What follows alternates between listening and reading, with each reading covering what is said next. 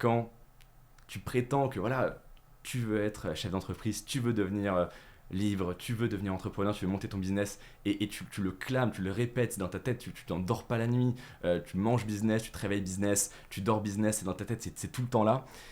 Et qu'il y a un adulte qui est donc l'autorité qui te dit devant toutes ces personnes-là qui te sont chères, en fait, ce que vous voulez faire dans la vie, ça n'arrivera jamais. Bah forcément, effectivement, c'est extrêmement humiliant.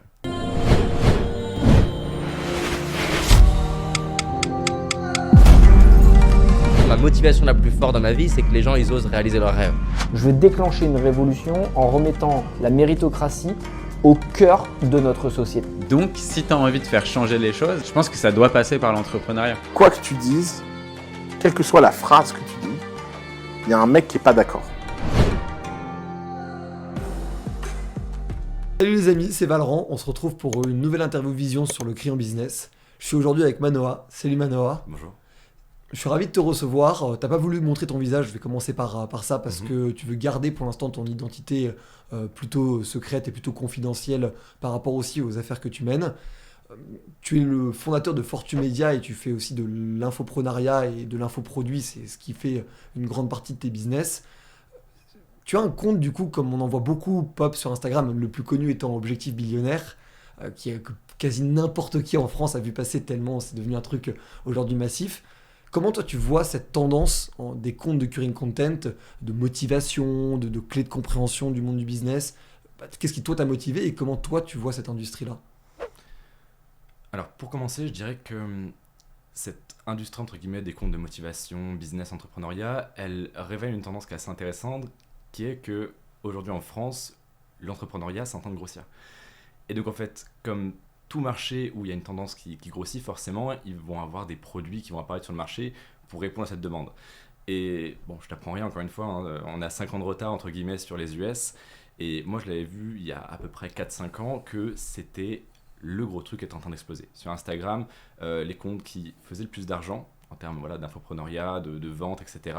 Les comptes qui revenaient le plus souvent, qui grossissaient le plus vite, qui avaient l'audience la plus engagée, la plus lucrative, parce que c'est une audience qui était prête à investir, etc. C'était justement ces comptes de business, d'entrepreneuriat, de motivation, entre guillemets, même si le mot est un petit peu sale et ça fait un petit peu... c'est un mot fourre-tout, quoi, motivation. Bien sûr. Oui, ça peut aller du très mignon voilà, au très brut. Exactement, exactement.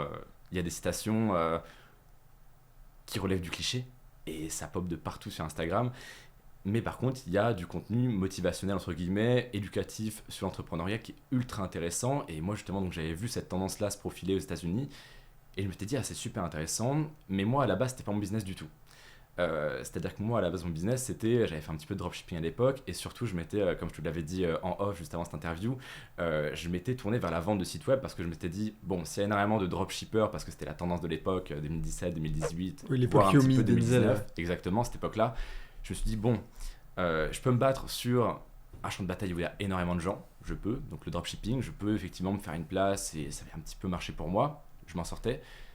Ou alors, je peux trouver la petite niche que personne n'a encore trop exploitée, qui était donc de vendre à ces dropshippers des sites web que je faisais sur Shopify à l'époque. Et donc c'est là que j'ai commencé, moi, à créer mon compte Instagram, parce qu'à l'époque, voilà, j'étais encore étudiant à l'époque, je commençais à monter un business, quoi, un vrai business, un truc qui rapportait de l'argent, j'ai été déclaré, etc. Et je me suis dit, mais ça peut intéresser des gens. Parce que moi aussi, je suivais des créateurs de contenu sur YouTube, par podcast, etc. qui justement parlaient de l'importance de créer une audience et qu'en fait, c'était pas si compliqué que ça. C'est-à-dire que tu partageais ton quotidien, t'apportais la valeur que tu avais, entre guillemets, acquise de par ton expérience, ta compétence dans certains domaines, et l'audience viendrait, entre guillemets, naturellement. Et c'était donc il y a à peu près 3 ans, je dirais, 2-3 ans, où donc ces comptes de motivation ont commencé à vachement se développer parce que justement il y a eu cette tendance des États-Unis qui est arrivée en France et donc peu à peu on a commencé à avoir des comptes de motivation qui à l'époque étaient risibles, tout le monde se foutait de la gueule de ces gens-là et moi le premier, c'est-à-dire que bien sûr quand tu voyais des citations un petit peu à la con oui allez va de l'avant, persévère machin, évidemment que bon la première fois que t'en vois une tu fais ah ouais c'est bien, quand c'est la 93e fois bon au final t'en as un petit peu marre quoi. Et à ce moment-là, les comptes, donc ces comptes-ci, ont commencé à exploser. C'est-à-dire qu'on voyait des comptes à 100 000 abonnés, 200 000 abonnés, 300 000 abonnés. Et celui que tu citais tout à l'heure, Objectif Billionnaire, aujourd'hui, il a presque 1 million. Ouais. Et c'est fou que personne n'en parle, c'est que ce sont des comptes qui Aujourd'hui, même moi, Fortu Media, ça fait 3 millions d'audience par mois. Donc Ce qui est énorme. d'audience de personnes uniques. Hein. Ouais, bien sûr. Et encore une fois, moi j'étais vachement shadowban par Instagram.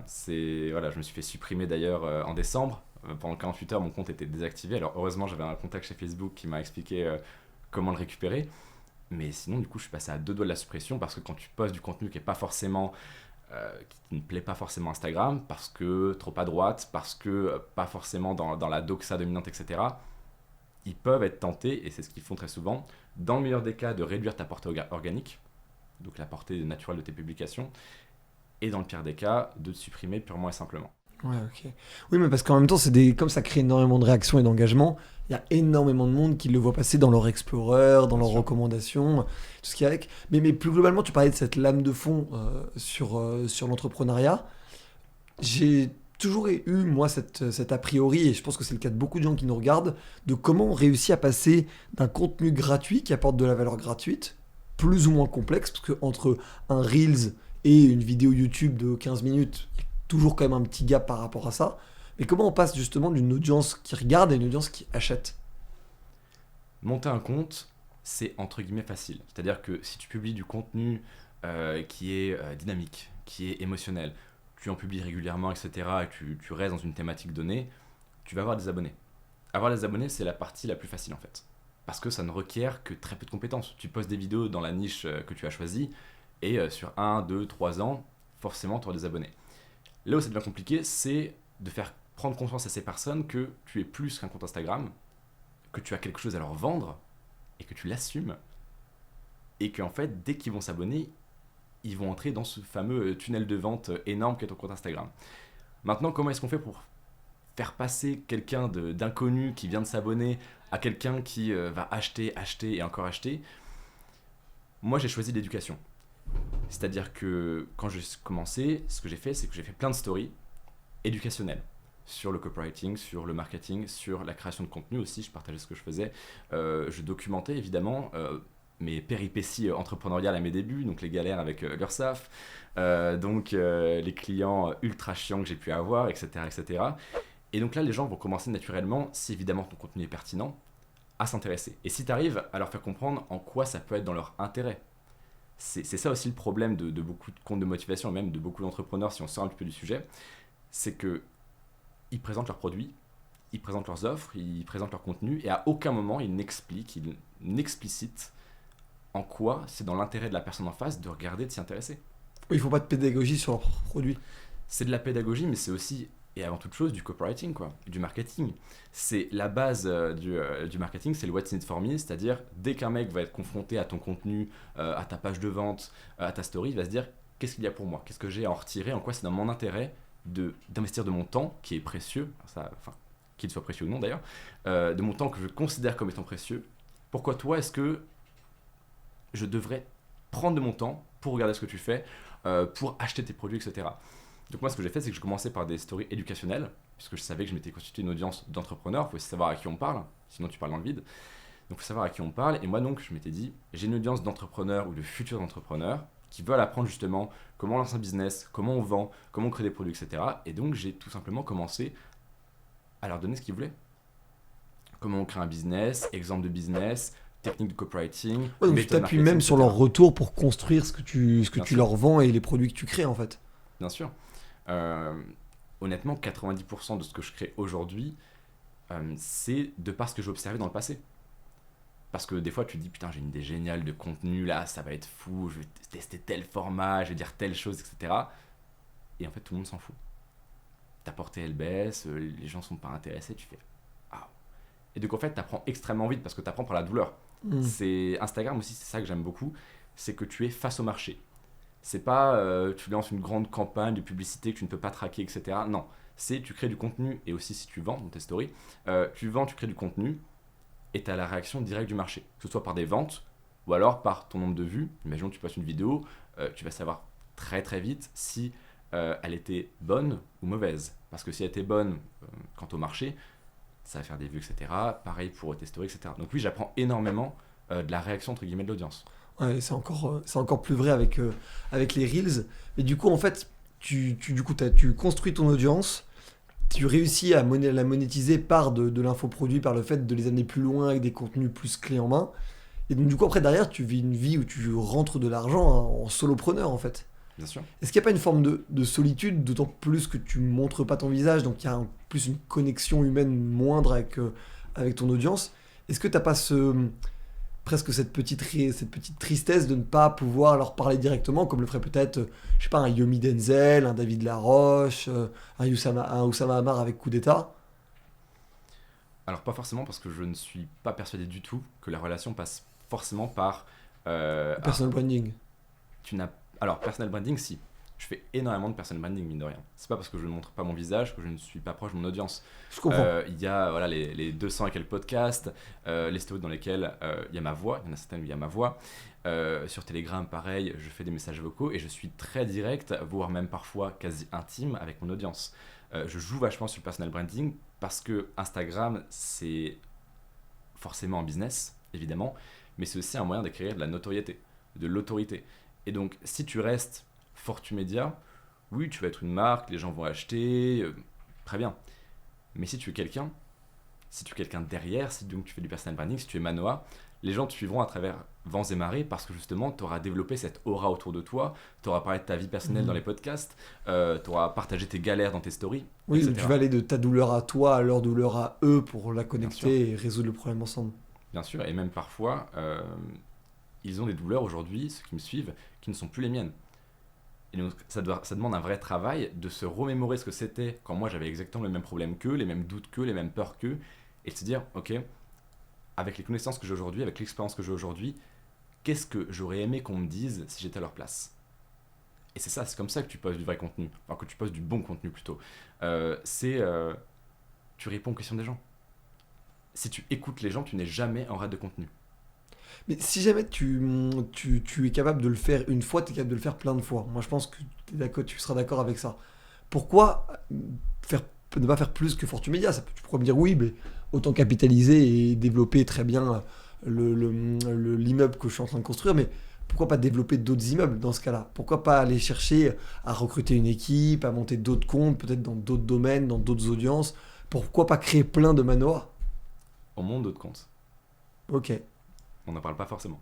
ok, d'accord. On achète des comptes, on investit la trésorerie, on fait un petit empire. L'objectif d'ailleurs, c'est 1 million d'audience pour 2022. On avance. On n'est pas en train juste de capitaliser sur un seul compte. Ça marche le rachat de compte? C'est une question annexe, mais... Alors, sur un seul compte Fortumedia ou sur un compte dans lequel on a investi? Sur un compte dans lequel tu as investi, le rachat de compte, ça fonctionne? Alors, ça fonctionne bien parce que forcément, tu vas 1000 fois plus vite. C'est un compte qui a déjà une audience, qui a déjà été prouvé, entre guillemets, et validé par Instagram. C'est-à-dire qu'Instagram filtre un petit peu les comptes en fonction de leur contenu, etc.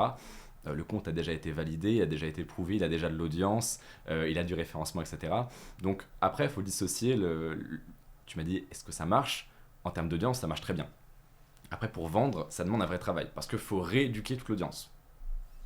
Oui, parce que parfois on a un peu l'impression que les gens comprennent pas ce qu'ils regardent, mais en fait ils sont très conscients de qui ils regardent et comment ils les regardent en fait. Bien sûr. Et donc c'est pour ça qu'aujourd'hui on a des comptes où on transitionne peu à peu, parce qu'avant c'était des comptes plutôt axés dev perso, motivation, qu'on transitionne de plus en plus vers un compte où on crée du contenu qui lui est propre, on donne des conseils. En fait, on est en train de tirer les gens vers l'entrepreneuriat et on essaie justement d'être leur premier contact avec l'entrepreneuriat. Parce que si tu parles à des gens qui connaissent déjà l'entrepreneuriat, qui connaissent déjà la concurrence, etc., oui, c'est bien, ça peut être des clients, tout à fait, il faut capitaliser sur cette part de marché-là. Mais si tu arrives à prendre des gens qui pourraient être intéressés par l'entrepreneuriat et que tu les tires tout doucement, sans qu'ils s'en rendent compte, de manière éducative, de manière divertissante, vers l'entrepreneuriat, tu es celui qui leur a ouvert la porte. Et donc, ils vont te faire confiance à toi. Ils vont te suivre toi. Oui, tu préfères être l'ouvreur Bien sûr. que celui choisi par les autres. Non, mais je comprends très bien la logique, et puis c'est assez pertinent comme truc, mais est-ce que c'est finalement aussi pas un choix d'audience? J'imagine que c'est aussi quelque chose qui passionne l'entrepreneuriat, mais est-ce que c'est pas aussi un choix d'audience parce que si tu sais, je sais pas, dans les chevaux, ou dans la mode, ou dans le sport, est-ce que tu aurais peut-être des résultats différents, moins bons peut-être? Bien sûr. De manière générale, il y a 3 grands marchés. C'est la santé, les relations, l'argent. Si tu es dans une thématique qui n'appartient pas à ces 3 grands marchés, effectivement, c'est beaucoup plus difficile. Alors, pour gagner sa vie, c'est possible. dans n'importe quelle thématique, tu peux sortir assez facilement, entre guillemets. Ça demande évidemment beaucoup de travail, de long terme, etc. Mais c'est tout à fait possible de sortir l'équivalent d'un très bon salaire, c'est-à-dire 3 000 € net, 4 000 € net, etc. Mais il est vrai que si tu veux construire quelque chose de plus grande ampleur, si tu n'es pas dans un de ces 3 marchés, ça va être très compliqué. Ok, et tu veux un jour, parce que tu es quand même très jeune, parce que les gens ne le sauront pas parce qu'ils verront pas ta tête, mais tu es quand même très jeune, est-ce que tu te vois un jour changer un peu d'industrie et passer peut-être dans des modèles d'entreprise, peut-être toujours en ligne, mais plus classiques, avec des projets, on va dire, plus publics en termes de fonctionnement de société par rapport à ceux que tu fais qui sont extrêmement en ligne? Alors oui, c'est possible. Je pense que j'ai encore beaucoup de choses à faire en ligne, parce que j'ai fait encore qu'une infime partie de ce que je veux faire. Puis ça commence à exploser, donc c'est pas maintenant que tu vas t'arrêter. Voilà. Mais ça, j'en ai pas encore parlé, donc petite exclusivité. C'est aussi pour ça que je construis, que je développe autant Fortu Media, c'est que c'est une porte en termes de réseau qui ouvre des opportunités que franchement, il y a 5 ans, j'aurais jamais pensé, quoi. Ouais, je comprends très bien. Et puis te voilà sur le d'intégrer crayon business. par exemple. Non mais par exemple.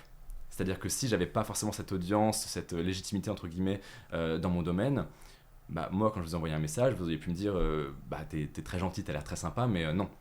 Et le fait aussi d'avoir une audience, ça permet, et c'est pour ça que je vais faire le lien avec ta question, ça permet justement d'acquérir des relations, du réseau, une compétence, des actifs, des contacts et des membres d'équipe quand tu te développes avec du chiffre d'affaires, etc. Qui, après, quand tu lanceras des produits, oui, ça, on peut le dire, des produits ou alors des projets, des entreprises plus ambitieuses, là, ça sera super intéressant. Donc, dans 5 ans, je pourrais me lancer dans des projets comme ceux dont tu as parlé, parce que j'aurai plus de contacts, parce que j'aurai plus de réseau, parce que j'aurai encore plus de compétences, parce que j'aurai encore plus de trésorerie, parce que j'aurai une audience qui sera beaucoup plus conséquente qu'aujourd'hui. Et donc, c'est aussi un moyen, le en ligne, parce que je pense que l'argent est évidemment dans les gros projets, les grosses entreprises. Le en ligne, c'est aussi un tremplin. C'est-à-dire que si on est transparent aujourd'hui, je ne pense pas que plus de 10% des entreprises aujourd'hui du web existeront forcément, les petites entreprises évidemment, existeront dans 10 ans. Mais c'est super intéressant, et puis c'est ce que tu disais sur le crayon. Nous, on a toujours voulu, avec le crayon business, recevoir des gens de grands start-upers à Boîte du CAC 40, aux associatifs jusqu'au business en ligne. Nous, on a justement tout ce principe de vouloir mettre à niveau un peu toutes ces choses-là en disant il y a des gens en fait juste simplement qui font des choses, qui se donnent du mal pour faire des choses. Et je trouve qu'aujourd'hui, la légitimité justement de ce que tu fais dans les circuits plus traditionnels est parfois dénaturé, bafoué, alors que c'est complètement ridicule parce que le projet de l'entrepreneuriat, c'est quand même de gagner de l'argent. Il y en a certaines boîtes dont c'est pas le cas, ça reste des exceptions. Et qu'aujourd'hui, les business en ligne sont des choses que je trouve encore assez sous-exploitées par la société traditionnelle. Parce que je pose la question de si toi, t'allais aller vers des trucs plus traditionnels ou même dans la modernité plus public. Je trouve aussi que le public a aussi énormément de retard sur la compréhension de ce que tu fais. C'est pour ça que moi je suis ravi de le faire, mais c'est parce que aujourd'hui, je pense que même si c'est pas fait pour tout le monde et même si tout le monde n'y arriverait pas, je trouve que les business en ligne sont aussi une alternative dingue à tous les ambitieux qui n'ont pas pu faire de grandes études ou de grandes écoles ou d'être dans des cercles initiés, parisiens, bordelais, lyonnais, marseillais. Parce que c'est aussi ça le sujet. Si tu viens de Bourgogne, comme tu me disais en off, est-ce que au final ça n'a pas été aussi pour toi quelque chose de plus naturel de te lancer en ligne, là où quelqu'un qui aurait vécu dans une grande ville aurait peut-être appelé des réseaux d'écoles ou des réseaux de potes qui sont déjà dans des business plus implantés? Alors, je sais pas si ça a été plus facile, mais en tout cas, je pense plus que évident plus peut-être. Naturel, c'est ça. Parce qu'en fait, on baigne dans Internet depuis notre naissance, globalement, notre génération. Et donc, c'est beaucoup plus évident. Par exemple, je parlais à un marchand de biens il y a 3 jours au restaurant. Il me disait, mais moi, ce que tu fais sur Instagram avec ton business en ligne, etc., ça me semble extrêmement compliqué. Et ce qui était drôle, c'est que moi, de mon côté, son business qui était quand même d'acheter et de vendre des putains de baraques, j'étais en mode, ah ouais, ça c'est super compliqué quoi. Je pense pas que j'ai lancé un business en ligne parce que j'ai été privé entre guillemets de grandes écoles, d'une vie citadine dans une grande ville comme Paris ou quoi que ce soit. Je pense que c'était simplement plus naturel et ça l'est pour beaucoup plus de personnes parce que, encore une fois, le nombre de barrières à l'entrée, il est infime. T'as une connexion, t'as un téléphone, t'as un ordinateur, bon bah 90% des business en ligne, si t'as 300-400 € de côté, tu peux le lancer. C'est vrai. Non, mais c'est vrai, mais moi je te fais la réflexion aussi parce que j'ai beaucoup de gens que j'ai rencontrés dans ma vie qui sont dans des profils beaucoup plus comme toi ou comme moi, c'est-à-dire à tout de suite être parti à la conquête du web, des audiences en ligne et tout. Mais à l'inverse, j'ai eu aussi énormément de gens qui, alors qu'ils consommaient Netflix, alors qu'ils étaient sur Instagram, alors qu'ils se faisaient, je sais pas, livrer de la nourriture ou Ouais. ce genre de choses, alors qu'ils jouaient aux jeux vidéo, étaient en fait dans des études ou dans des industries d'il y a 20 ans, d'il y a 30 ans. Donc il y a aussi peut-être un facteur, c'est pour ça que je parlais de ça, il y a peut-être aussi un facteur de cercles sociaux qui te pousse à avoir une pression qui fait qu'aujourd'hui, tu as encore ce prestige hyper important du métier d'architecte, du métier d'avocat, du métier de médecin. J'enlève les passions, hein. Évidemment qu'il y a des bien sûr, passions ouais. pour ces métiers-là, mais il y a aussi des sécurités Évidemment. dans ces métiers-là qui aujourd'hui me semblent, moi, de moins en moins évidentes. Je sais pas ce que tu en penses. Ça, c'était extrêmement intéressant. C'est quand on a eu en 2020 la crise du Covid.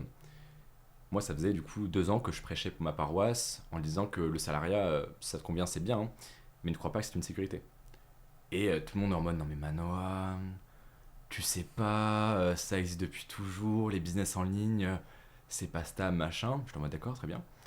Moi, à l'époque, donc à ce moment-là, je me souviens, mars 2020, je dépasse les 12 000 euros de chiffre d'affaires, et en même temps, une tante à moi, qui m'avait raillé à chaque dîner de famille, tu vois. C'était en mode, Manoa, alors, ta petite entreprise, ça va? Et du coup, en parlant à ma mère, votre fils là, son petit truc, il a arrêté les études? Ah, et il fait quoi sur son. Enfin, tu vois, il y avait un mépris qui était, mais. En fait, qui n'était même plus caché. Et cette personne s'est retrouvée incapable de travailler pendant 2 ans. Alors, évidemment, je ne m'en réjouis pas. Mais elle m'a dit au dernier repas de famille, ah, en fait, t'avais peut-être raison. Parce que la sacro-sainte sécurité, oui, il y a 20 ans, effectivement, que lancer un business, ça impliquait des risques colossaux, fallait faire des emprunts, fallait prendre des locaux tout de suite, on n'avait pas du tout les mêmes barrières à l'entrée qu'aujourd'hui, etc. Évidemment que c'était largement plus simple, sécurisant et facile de prendre un job normal. Tu fais des longues études, tu as un job, ok. J'ai l'impression, et je le dis pas forcément en y étant étranger moi-même, mais je me pose vraiment la question de... j'ai vu beaucoup de comptes, par exemple, de business, de motivation, parler de Covid, mais genre beaucoup de Covid, et de suppression de liberté par le gouvernement et ce genre de choses. Et sans rentrer dans la polémique, parce que c'est pas le sujet, et peut-être que YouTube nous fera coucou, arrêtez de nous emmerder avec le Covid. Ouais. Fais attention, je connais bien. J'ai du mal à saisir, pour être très franc, j'ai du mal à saisir, est-ce qu'il y a une forme d'idéologie un petit peu uniforme et commune à tous ceux qui gèrent ces projets-là? Alors, 2 choses. Une idéologie, on va dire, qui serait un peu au-delà du business, mais légèrement politique, quoi.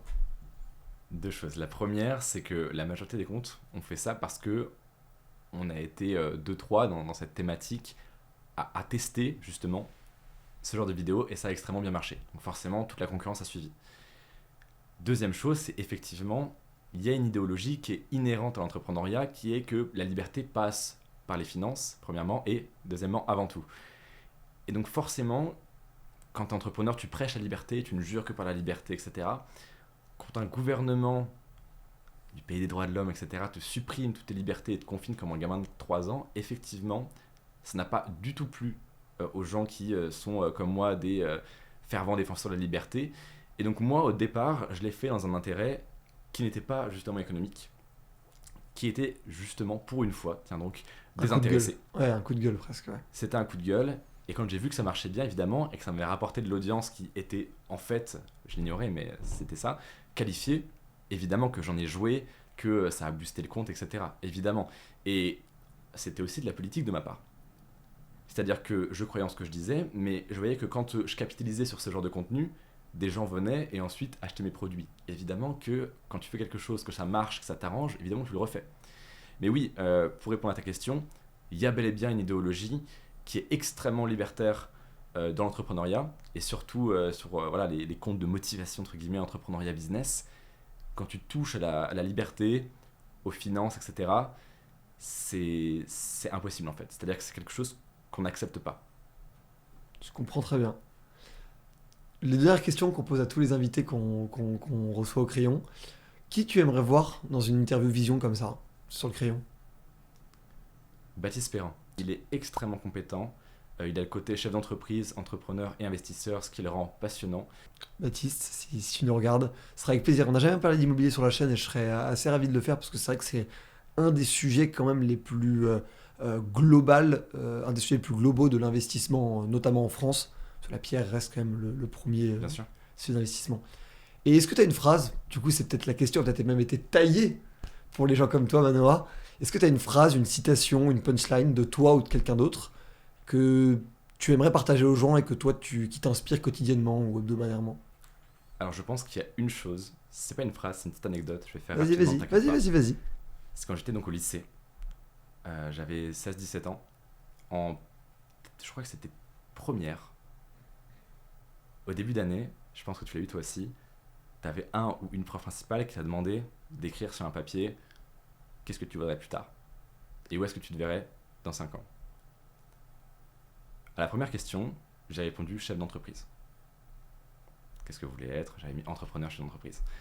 Deuxième question, quand elle m'avait dit donc sur son petit paplard, la prof de français, ma prof principale de l'époque, j'avais répondu libre financièrement et géographiquement, avec un salaire de 10 000 € par mois. Je me souviens que on m'avait pris un petit peu en grippe, je ne sais plus pour quelle raison, et du coup dès le premier jour, Pour celle-là. dès le premier jour, c'est-à-dire dès que j'ai rempli ma fiche et que je l'ai posée, elle est venue vers moi, elle a pris la fiche, elle a fait et je me suis dit bon, moi aussi à sa place j'aurais ri. Et quelques mois plus tard, parce que à l'époque je m'endormais très tard, parce que j'avais 2 journées, c'est-à-dire une première journée en tant qu'étudiant, je rentrais chez moi, et à 19h, j'entamais ma deuxième journée jusqu'à 2h du matin, et je dormais 4 heures, c'est un rythme infernal, et je travaillais sur mon business de l'époque. Et donc un jour, c'était au milieu de l'année, je dormais en cours, parce que du coup je rattrapais mes heures de sommeil durant les cours, et cette charmante professeure est venue m'engueuler. Et je me souviens très précisément, il y avait évidemment mes amis de l'époque, il y avait la meuf que je voulais gérer, etc. dans la classe à côté. Et elle m'a balancé une phrase qui était affreusement humiliante. Elle est venue vers moi, elle m'a dit « Mais Manoa, vous avez noté quoi là ?» Et moi, j'étais pas dans une démarche d'opposition, de faire le rebelle, etc.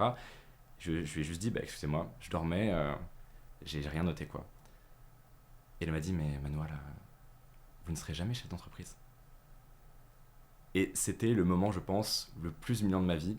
Parce que quand on te dit ça, et que tu as dit à tout le monde auparavant, à tes amis, à la demoiselle que tu veux conquérir, etc., quand tu prétends que voilà, tu veux être chef d'entreprise, tu veux devenir libre, tu veux devenir entrepreneur, tu veux monter ton business, et tu le clames, tu le répètes, c'est dans ta tête, tu t'en dors pas la nuit, tu manges business, tu te réveilles business, tu dors business, c'est dans ta tête, c'est tout le temps là, et qu'il y a un adulte qui est donc l'autorité qui te dit devant toutes ces personnes-là qui te sont chères, en fait, ce que vous voulez faire dans la vie, ça n'arrivera jamais. Bah forcément, effectivement, c'est extrêmement humiliant. Et c'était cette phrase, vous ne serez jamais chef d'entreprise, qui m'avait beaucoup marqué. Ce qui est incroyable, c'est que mon père, donc, qui est prof d'anglais, a été muté dans le lycée où j'étais étudiant. Et il a croisé donc cette charmante personne en salle des profs. Je crois que tu la vois venir. En salle des profs. Et donc, évidemment, cette charmante professeure a remarqué qu'il y avait une similitude dans notre nom de famille. Et du coup, cette chère professeure a dit à mon paternel ah, du coup, Manoa, ça marche bien sa petite entreprise? D'un air évidemment condescendant. Et mon père, qui n'est pas pourtant à clamer l'entrepreneuriat, à défendre l'entrepreneuriat contre vents et marées, il a dit bah oui, il gagne bien sa vie, etc. Et là, la prof a dit ah, donc il gagne autant que nous? Et mon père a eu un petit air gêné, et il a dit nous tous réunis dans la pièce. Et là, effectivement, tu dépasses le stade de je gagne bien ma vie, et là tu te dis non seulement je rends fier mon père, mes parents, et en plus cette professeure a le retour de bâton. C'était un immense plaisir, Manoa. Je te remercie. Je te félicite déjà parce que faut avoir le courage de se prendre en main et de dormir 4 heures par nuit pendant un an. Je vous conseille pas de dormir 4 heures par nuit pendant un an, mais au moins ça vous donne une bonne idée de ce que les gens qui ont réussi aussi sont prêts à faire comme sacrifice, que ça puisse aussi vous inspirer. N'hésitez pas à nous raconter vos meilleures anecdotes de rage personnelle en commentaire, à liker, à partager la vidéo, à vous abonner évidemment. On se retrouve très bientôt pour des nouvelles vidéos et des nouvelles interviews sur le Crayon Business. Suivez Fortumedia, suivez le Crayon. On se retrouve très bientôt. Ciao. Let's begin with the story of Willard Joe. He was a young man with all the love and full of glow.